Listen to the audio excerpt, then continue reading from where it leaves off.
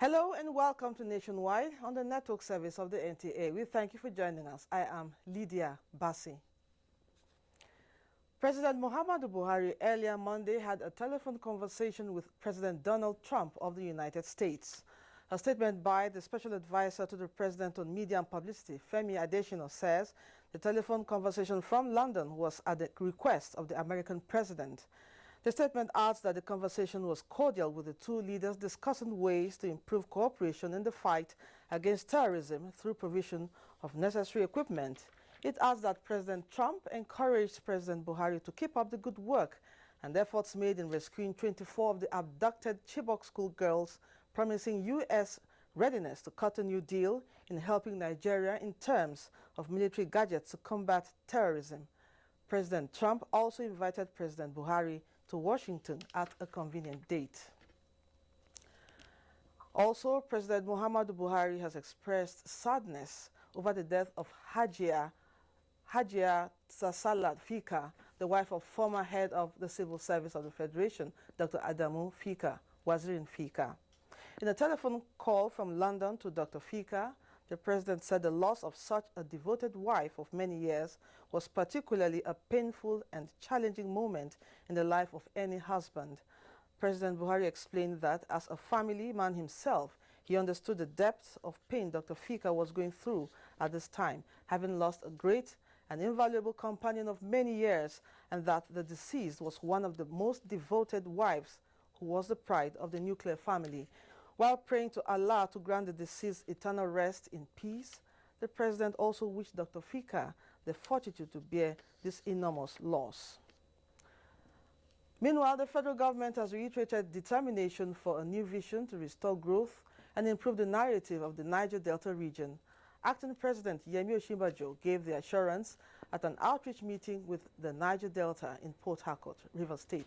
Tessie Justin Bisong has the details. A healthy environment in the Niger Delta is a gateway collaboration for economic growth and opening opportunities for investment to thrive.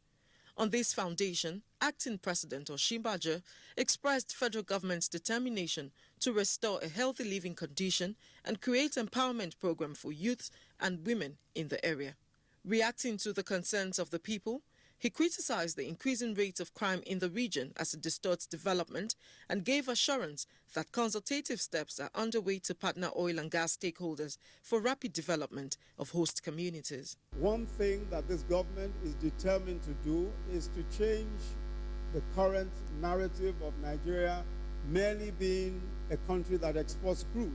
We want to ensure that other parts of the economy contribute their share and add value to oil and gas resources.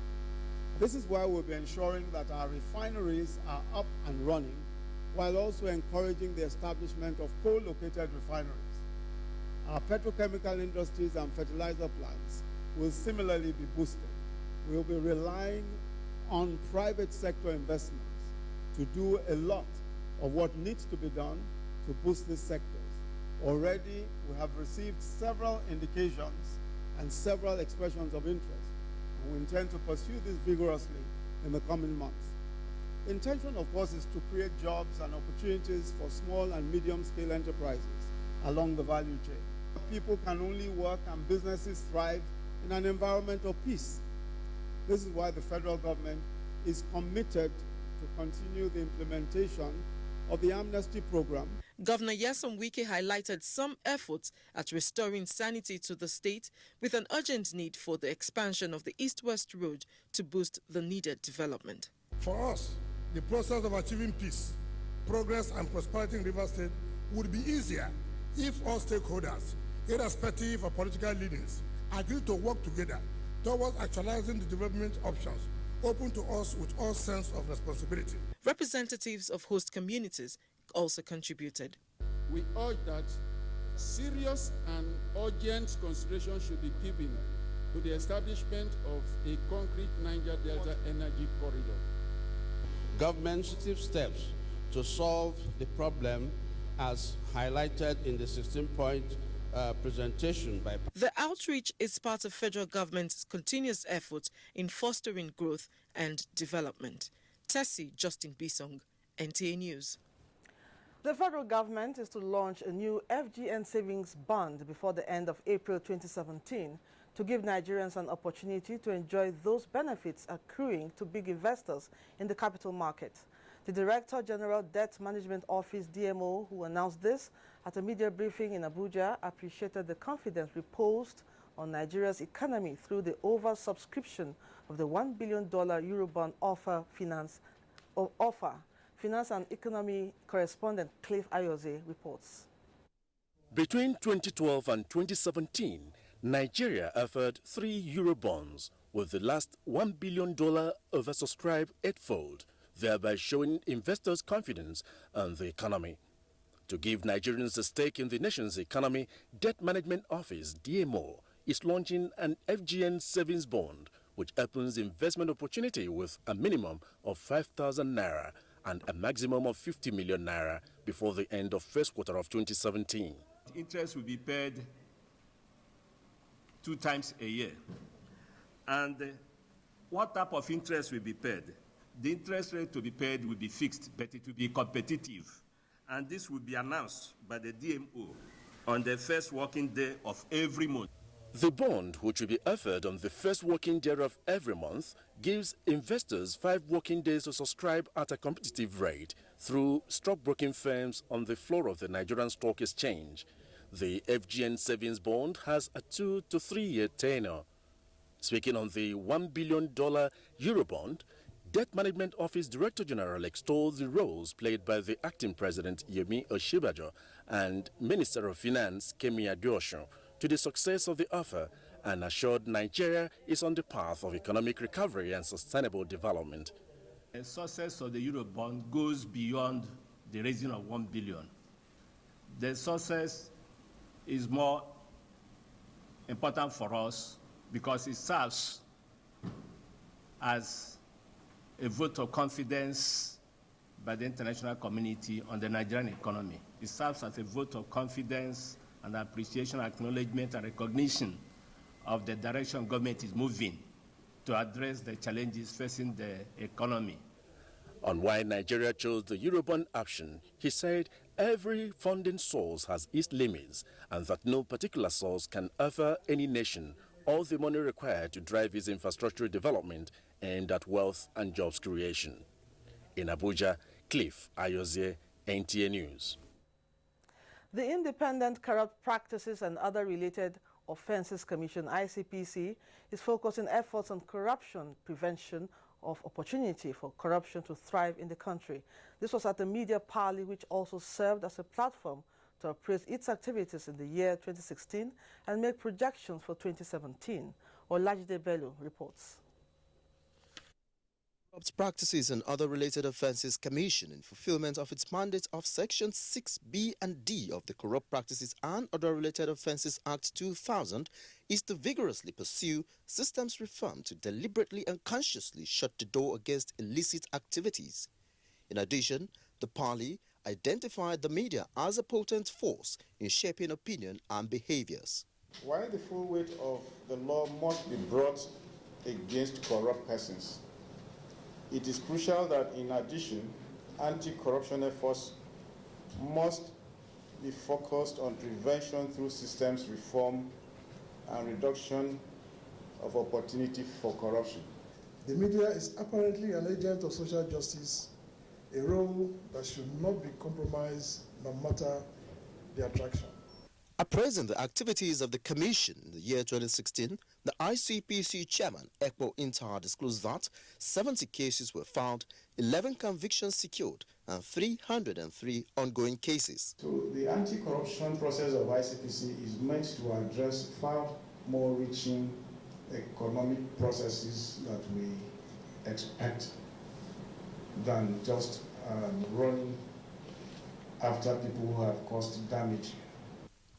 He called on the media to leverage on their influence to reorient the society on core values and ethics by paying due attention to corruption prevention. In Abuja, Olajide Bello, NTA News. Aviation experts have called on the federal government to review the regulations of airline operations in Nigeria for sustainable and effective service delivery. The call was part of their submissions as guests on NTA's program Good Morning Nigeria, where they discuss what to do about the challenges confronting the aviation industry. Salihu Abdullahi reports. The aviation sector in Nigeria over time has faced enormous challenges, with airlines appearing and disappearing. The latest tremor in the sector is the sacking of the management of 2 airlines in the country, and they are taken over by the Asset Management Corporation of Nigeria, AMCON. The experts attribute this development to the fact that the aviation sector in Nigeria is undeveloped and requires political will and commitment by stakeholders to turn things around. Government should stop looking at this industry as private sector driven, because when it happens to the nose, the eye will cry. Please, DGNCA, DG NAMA, DG FAN, we need to look at the Nigerian companies and say we want Nigeria to grow. It boils down to whether or not there's oversight on the issue of regulations. The regulation, like I said, exists, but is it enforced? It's part of a problem. Nigeria was in the first round, shouldn't have been liquidated. It required privatization. The airline is not doing well, and you have to take over the airlines. I think the best thing to do, to bring in the best of managements, to change the cultural practices within the airline. In view of these, the Director General of Nigerian Civil Aviation Authority says the present administration is desirous of boosting the sector to enable investors to come in. We are reviewing those charges in consultation with stakeholders. Downwards or upwards? Well, we want the committee to look at everything holistically, and all stakeholders are being given opportunity to be part of the review. So whatever is the consensus will be what will be applied. The guest also observed that addressing the issues of multiple taxation and making legislation for a framework to ensure transparency in managing the aviation sector is crucial. In Abuja, Salihu Abdullahi, NTA News. Minister of Power, Works and Housing Babatunde Fashola has called on communities to help check activities of vandals towards ensuring stable power supply. He stated this at a meeting of stakeholders in the power sector. Kemi Oshin completes the report. The Minister of Power, Works and Housing, Mr. Babatunde Fashola, who inspected facilities at the Olorunshogo Power Distribution Station, had not less than 4 hours closed-door interaction with stakeholders in the power sector from across the country.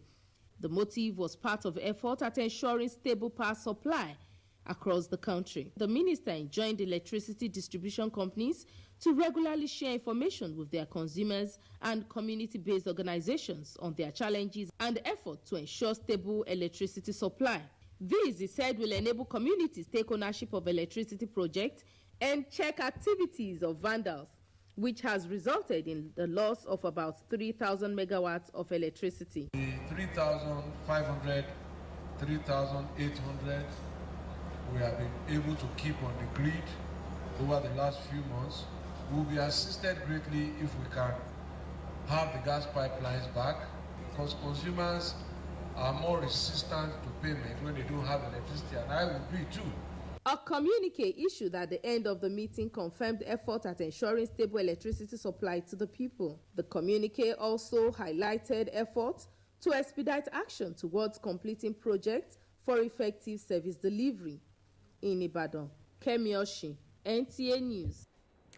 And the Nigerian National Petroleum Corporation, NNPC, has increased its supply of petroleum products across the country in February. Acting NNPC Group Managing Director Saidu Mohammed, who chaired an emergency meeting of the corporation, announced 6 additional cargoes of petrol, 3 additional cargoes of diesel, and 250 trucks per day loading of diesel and kerosene from Port Harcourt, Warri, and Kaduna refineries. In addition, the corporation has expanded its daily truck load out of petrol, diesel, and kerosene, including weekends. To this end, the monitoring public has been advised not to engage in panic buying, as NNPC has over 32 days sufficiency for petrol and diesel to meet up its demands. UNFGN First Nigeria Food Safety Investment Forum. This and more as we join Vera in our Lagos Network Center. Vera, it's over to you.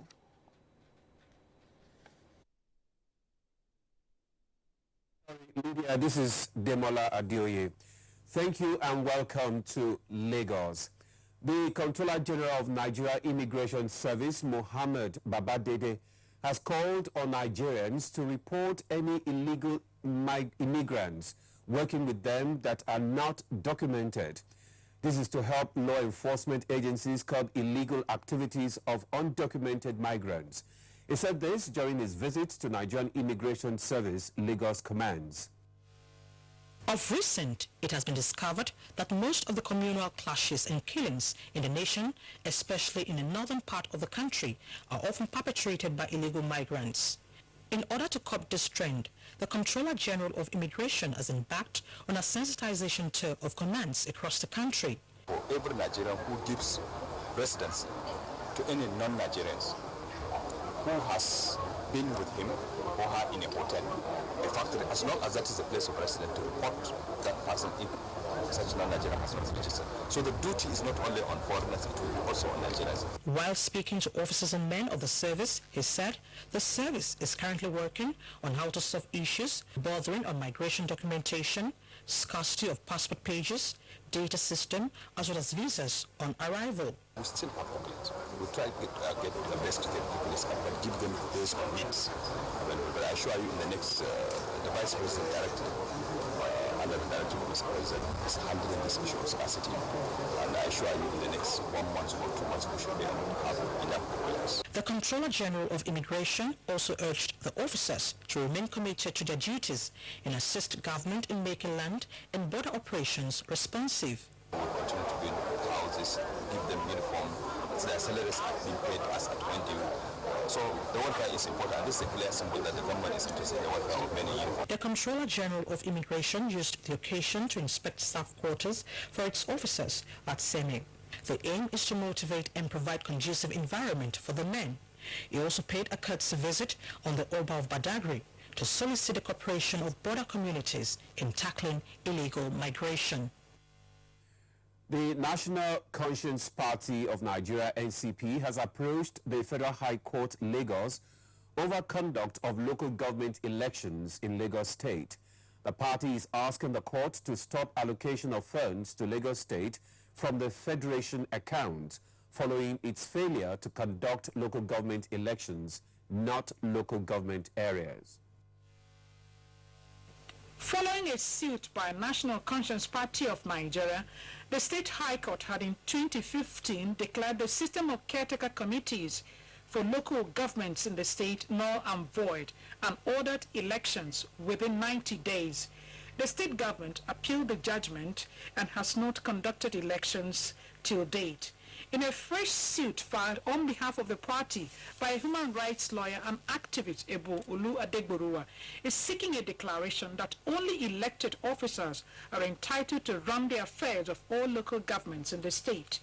The party also wants a declaration that the state is not entitled to benefit from the Federation allocation accounts since it has refused to conduct local government elections.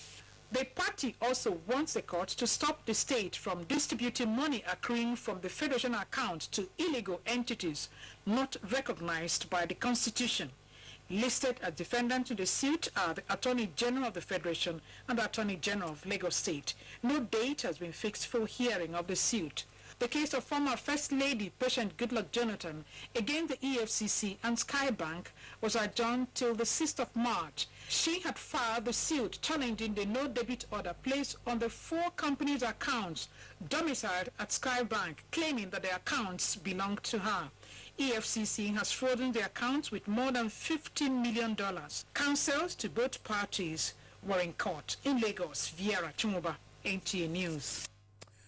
The Nigerian Army says the welfare of its personnel remains a priority. This is to motivate them in carrying out their responsibility effectively and efficiently.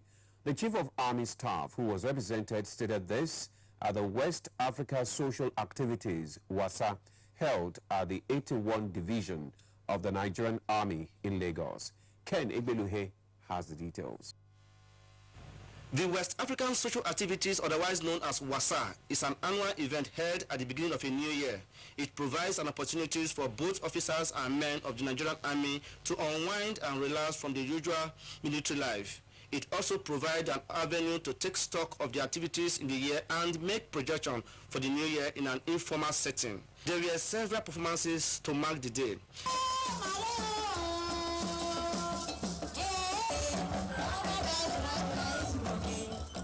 The Chief of Army Staff, who was represented, and joint officers are meant to take regimentation seriously, which helps them to relax and function effectively in the discharge of their duties. The welfare of the troops is very paramount, and the Chief of Army Staff has always been insisting that regimentation must be obeyed to the last letter, and that's what we exactly did.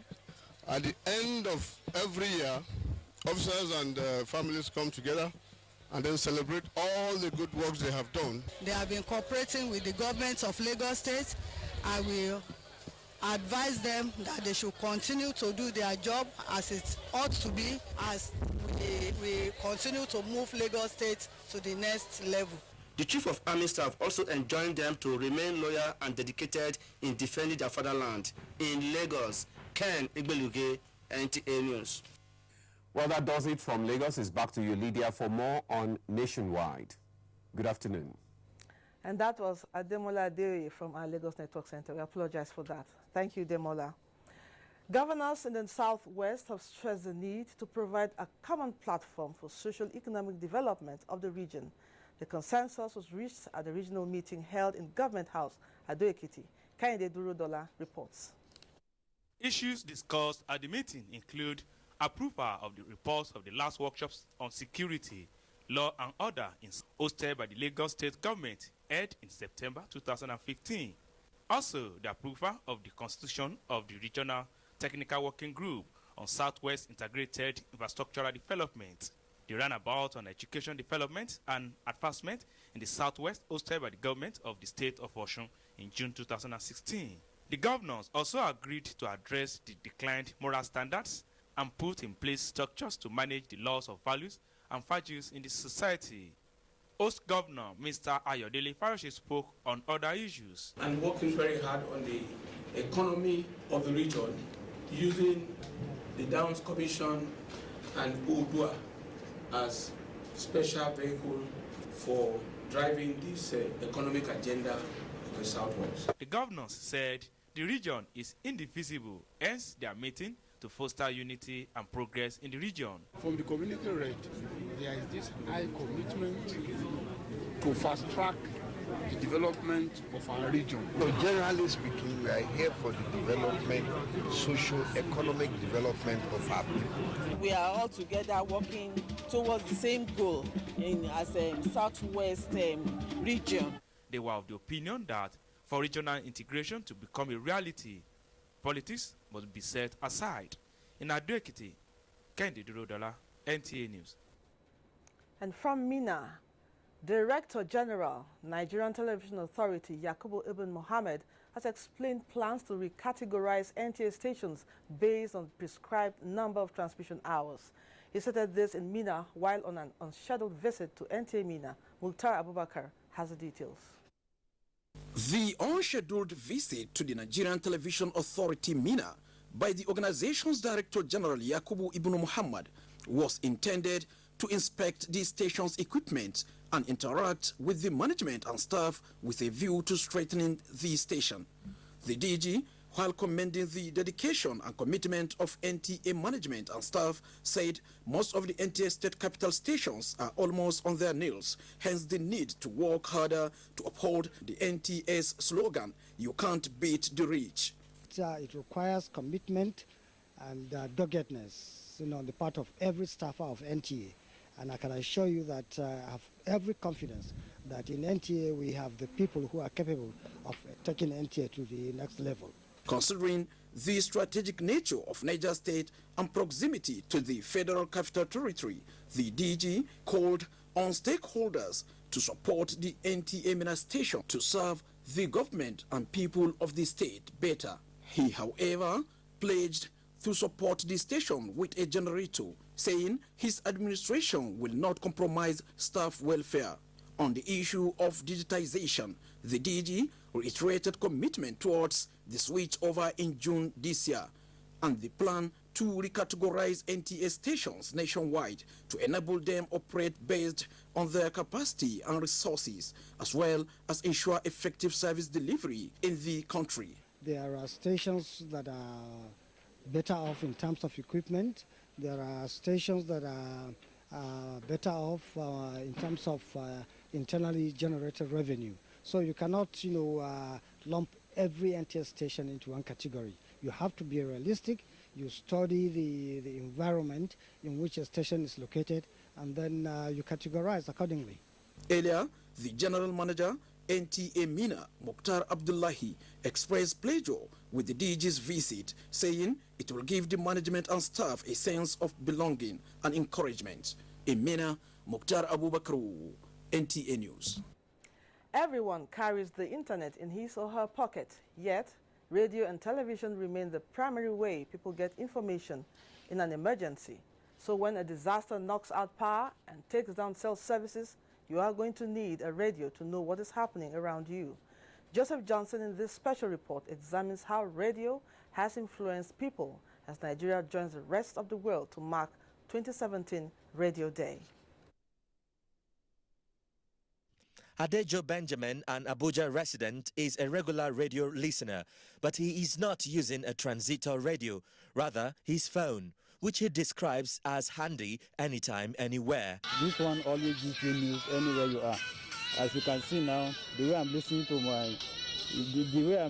the radio through this mobile phone now, anywhere I am, I can receive it. With the theme, Radio is You, the World Radio Day is being echoed through the radio stations across the country, with presenters on top of their acts to reflect the mood. As a presenter, I've been able to use the radio to inform a lot of people, educate them, and then entertain them.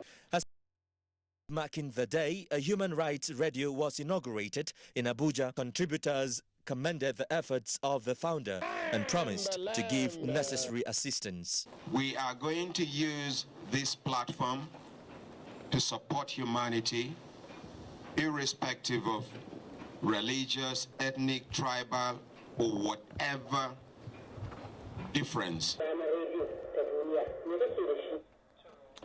Don't mind me, just being nostalgic. I remember back in the days as a radio presenter always saying, wherever you are in the world, you're always never alone as far as you have a radio with you. I'm Joseph Johnson, NTA News. Thanks, Joseph.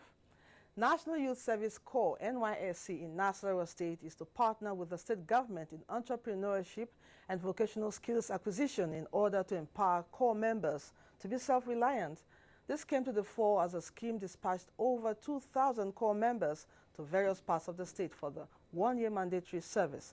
Aliu Tijani Mohammed reports that the Director General of NYSC, Brigadier General Sule Kazari, was present at the occasion.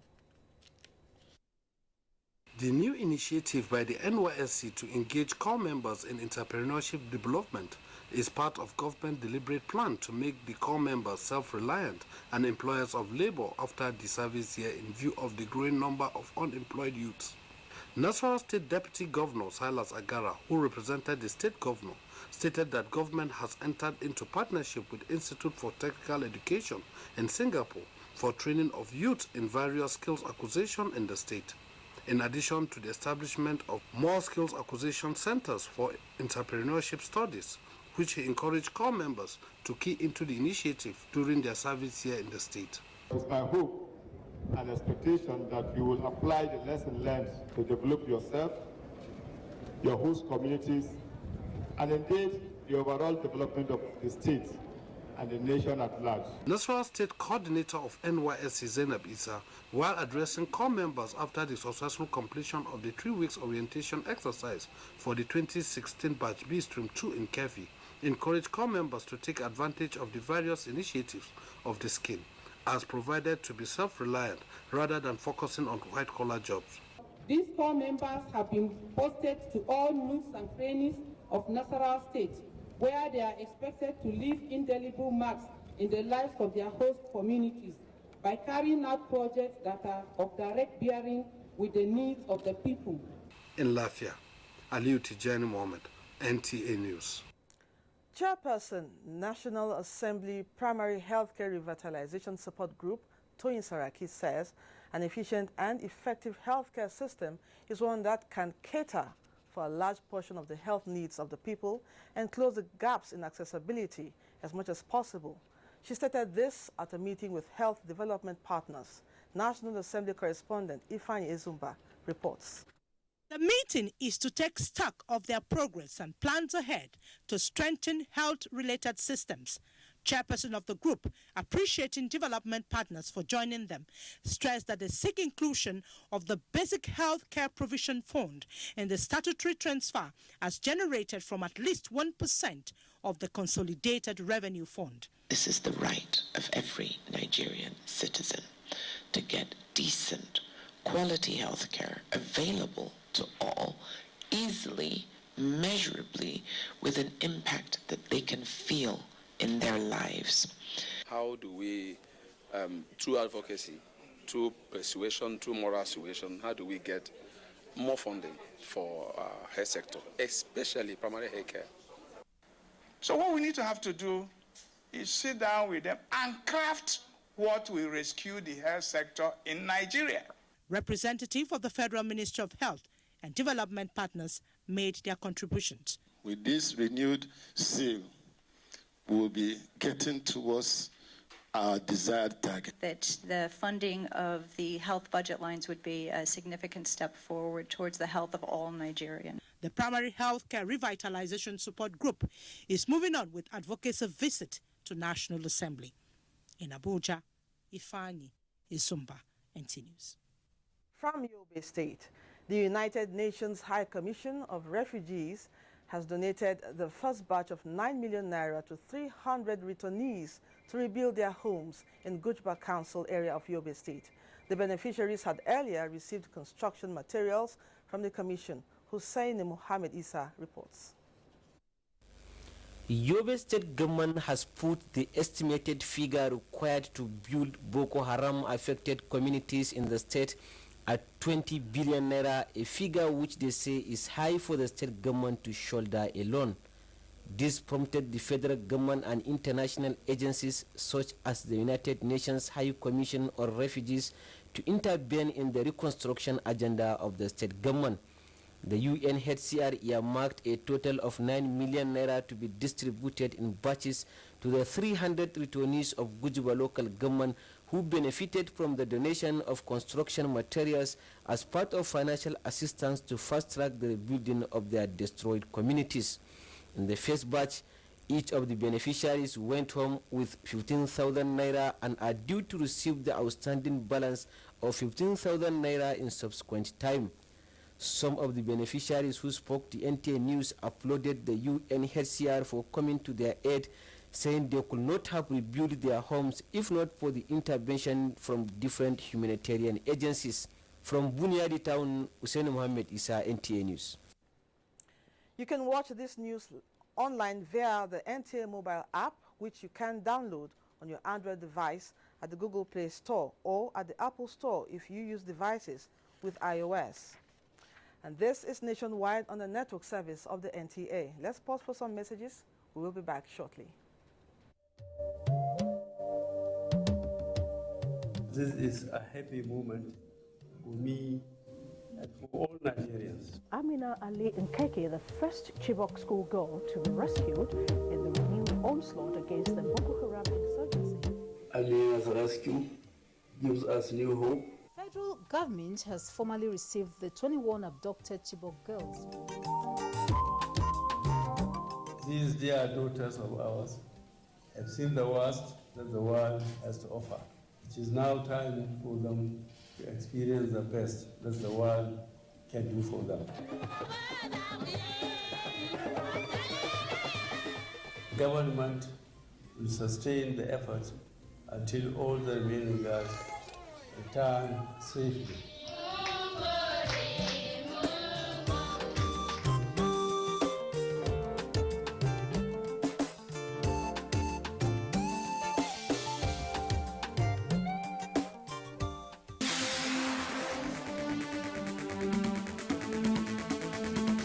Building building bridges for peace and social harmony to engender national development. This is the focus on NTA Tuesday Live this week. It will be incisive, interactive, and engaging. Don't be told. Join us.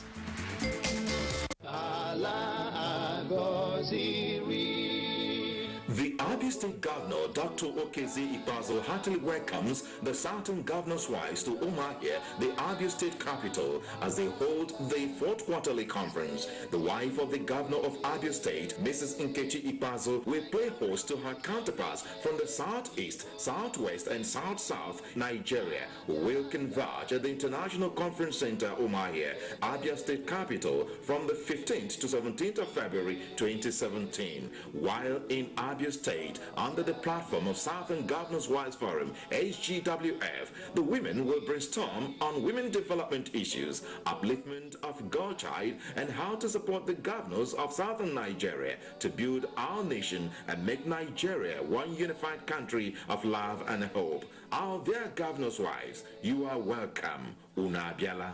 Einaya Apollos, Chief Press Secretary to Abia State Governor, announcer. Love is in the air, and your rib-cracking comedy series, Professor John Bull, examines the follies, the foibles, and the realities of Valentine's Day. My baby Flash will fly like a dash of awesome cash. My heart is loving you today, no clash.